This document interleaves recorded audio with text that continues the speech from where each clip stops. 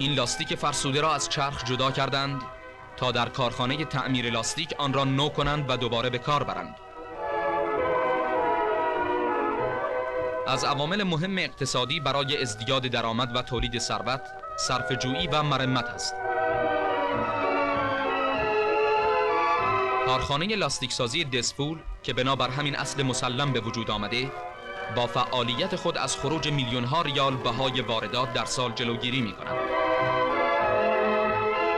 در این کارخانه که به دستگاه‌های مدرن و کامل تعمیر لاستیک مجهز است، با استفاده از مواد خام رویه فرسوده لاستیک ها را عوض کرده آن را از نو عاج می دهند و نو می کنند.